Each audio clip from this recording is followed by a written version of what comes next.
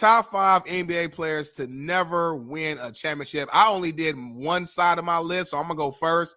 Throw my list on there for Big Smitty's top 5 best NBA players to never win title. At number 1, number uno, I got to go with AI. Undersized physically, but oversized in heart.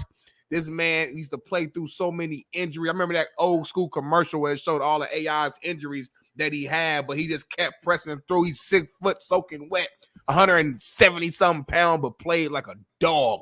Led his Philadelphia 76ers, who was an average roster, to the NBA Finals against our Lakers, who were undefeated during the entire run, and got the one L on the Lakers roster was against this man right here. This man's a dog, played with heart throughout his entire career, and was real big on just the culture, as we like to say as well. Number 2, man, I know I'm from that town, man. Reggie Miller, another dog. Ultra this competitor. Used to go at Jordan all the time, man. Never backed away, shot away from any, competition. Another cat that led his team to NBA Finals, but ran into our Lakers and, was unable to complete that. And then later on in his career, when he had another loaded team, obviously the brawl in Detroit messed that team up, messed that chance. Look, they were a number 1 seed at that time, contrary to a lot of you guys believe. So Reggie Miller has to be number 2. Number 3, Charles Barkley. I mean, this guy, man, underrated. His overall player, man. I mean, he's a great rebounder, great dribbler, stretch the floor, could shoot, could drive. From an offensive standpoint, he could really do it all.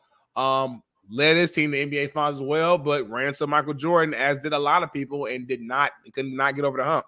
Number 4, hey, man, I think this guy does not get enough respect. This is more of my generation, so I'm going to put him on there. It's Carmelo Anthony. I think we kind of lose sight of prime Carmelo Anthony because his, later years wasn't that special. But prime Carmelo Anthony with the Denver Nuggets, who led them to a Western Conference Finals, who played against our Lakers very, very tough in that series. He would go at Kobe offensively, defensively. You see Kobe, him going at it. This guy was a dog in Denver, had a nice run early on with the Knicks, took them from a non-playoff team to a playoff team. They would compete against LeBron James and the Cavs. The guy was really, really good, man. To me, an all-time scorer. I don't care about the stats. I'm talking about straight ability of a guy who could just get a bucket at any point on the floor. You talk to other primetime defenders during that era, and they talk about who's the hardest guy to defend. Melo was always one of those guys whose names got thrown out. And then number 5, Karl Malone. For the longest, he was the second all-time leader scorer. He's now number 3.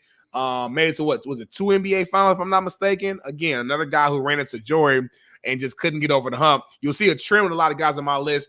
These guys, they made it far either to a finals or a conference finals, but they ran into another guy who in the GOAT conversation, whether that's Jordan, whether that's Kobe and Shaq, what have you. And that's my top 5 best NBA players to never win a title. Go ahead and leave it up, Bailey, for Jeff to critique. Jeff, anyone you want to move or move around or you don't like or you at? Listen, look, Allen Iverson is my favorite athlete of all time. He was my hero when I was a kid. That said, Charles Barkley and Karl Malone, I would go 1, 2 probably. Charles Barkley, I think outside of Tim Duncan, is the best power forward of all time. Malone, obviously one of the better scorers of all time. Elgin Baylor's not on this list. He's pretty old as far as, we all didn't grow up around Elgin Baylor, but I think Elgin Baylor's probably a top 20 player overall of all time. John Stockton, I might throw on here as well. A great point guard overall. I like the Reggie Miller take. I think it's a solid list. Obviously, Smitty's a little bit younger, so he's going to have the Carmelos. That's a great one. But yeah, Elgin Baylor, I would throw on this list as well. I'm trying to think of some other recent players. But yeah, Barkley, good list overall. Iverson. I'm also just keep this up, baby. I'm also doing a list of top 5 or bottom 5 players that I believe are overrated that didn't win a ring as well. So we'll critique that as well. Let's bring up my top 5 that never won a ring. My list is different. Charles Barkley has to be 1 on any list, and if it's not, to me, it's blasphemy. It's funny you said Elgin Baylor. I have him as 2 all time. It's unbelievable that he didn't win a ring on those great teams. Again, top 20 player in NBA history, in my opinion. He's got to be in your top 5 guys to never win a ring. Karl Malone. Obviously the best power forward shooter of all time. was unbelievable from 16 feet. Patrick Ewing's got to be on your list. Like, bottom line, Patrick Ewing was unbelievable at his time. The last few true centers before the generation switched to three-point shooters. Never could get over the list. And then Allen Iverson I have at 5. Guys I left off, though, understand. Carmelo, I would have T-Mac over Carmelo all day long. And I would also have John Stockton over Carmelo all day long. And I would also have a few other guys over Carmelo. Carmelo, to me, wasn't impactful enough. T-Mac was such an easily effortless scorer. And if you see that the Kobe Bryants and the Rasheed Wallaces and the people of the world talk about it, T-Mac was one of the hardest guards ever. And there's 3 different generations that talk about it. T-Mac was unbelievable. He was my second favorite. He was my second favorite player behind Kobe growing up. I thought he could do everything Kobe could do. Was talk, but he had too many injuries, though. I think that's what kind of I didn't have him on my list. Go ahead, Jeff. Yeah, couple others. Vince Carter. Steve Nash, George Gervin, Dominique Wilkins, Alex English. I don't believe won a title.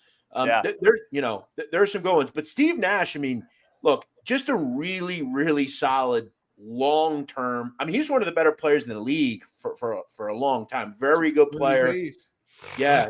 It's another one that I had on the fringe of my list was Clyde Drexler. Clyde the Glide. Yeah. Let's go to my top. Let's get into a debate with my 5 that I believe are overrated that never won a ring. This guy either. Dikembe. He was a great player also. No. Yeah. Almost won one with the Sixers with AI, but they didn't get there. Yeah. Let's dive into my top 5 that never won, that I think overrated. And it's crazy because you got 2 guys on there that I believe Carmelo. How the hell do you have Steve Nash on this list, man? Come on. I think he was overrated. I'm still pissed off that they gave him MVP over Kobe. This is the thing. Those 2 guys, to my opinion, just didn't do enough on the other side of the ball to be impactful enough. And then the top 2, Russell and James, in the middle there, Russell and James, great scorers, just could never win it. Always been overrated, never played defense. And then Chris Paul, the most overrated high player of all time. So there's my 5 players that I believe are overrated that never won a list. Go ahead and manipulate that, Smitty. Go ahead and move it around. And this list is horrible. I want to start by saying this list is trash. It's a horrible list. First of all, 3 of your 5 players are still currently active. So when you say never won title, we don't know how their careers are going to end. They're never going to win. They're still playing. House on it. So they're assuming that they won't win. These guys still may win, and this list will be invalid. That's number 1. They're never going to win. Russell Westbrook and James Harden are MVPs. Like you said, some of the highest scorers of all time. Both guys played in the NBA Finals championship before, young in their careers. Played in college championships before. Like, how can you say they're overrated when you look at all their accolades, look at how far they've made it from a winning standpoint? I remember when KD left OKC and Westbrook was there by himself. He pushed that. He carried that team all by himself to like a 5th or 6th seed in the playoffs and competed. That was one of the greatest teams of all time that I saw him. Can I pause you for 1 second while you're cooking? It's your show. It's my last episode. You understand what this list is, though, right? Like, this is a great players list that never won, but I think they're the tier below the top 5 players that never won. So it's not like they're garbage players. I'm just telling you that they're overrated on the list that never won. I'm not saying that this isn't my bottom 5 all-time players. I'm just telling you these are 5 players that haven't won and won't win a title that are overrated, in my opinion. That's all it is. I think maybe one – I'm not going to say he was an overrated player. I don't think he became what I think a lot of people thought he would have been.